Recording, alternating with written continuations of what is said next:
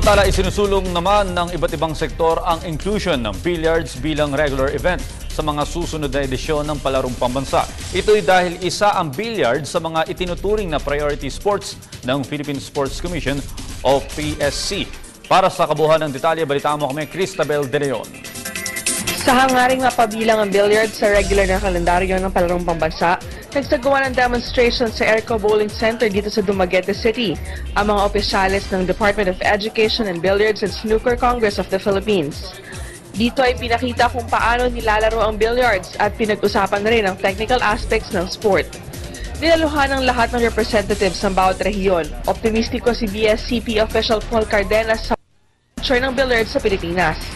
Nakita ko naman po, okay naman po yung naging takbo, no? They were very perceptive. Talagang interested po sila na malaman yung sport. Some of them have no idea what billiards is.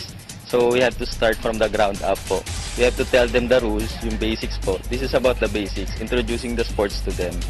Sa panig naman ni PSC Commissioner Jolly Gomez, hinapon niya ang bawat rehiyon na maglinang ng talento sa billiards, lalo pat ito ay kabilang sa priority sports ng kanilang ahensya. Isang sport na ginawa ng Philippine Sports Commission na priority sport, no?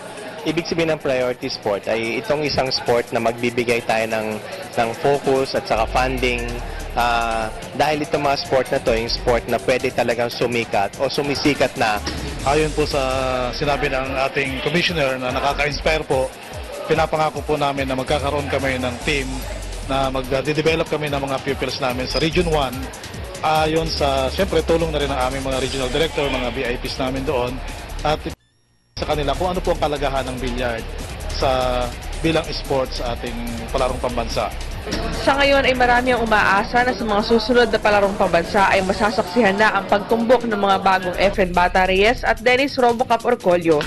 Mula dito sa Dumaguete City, Cristabel De Leon, Palarong Pambansa 2013.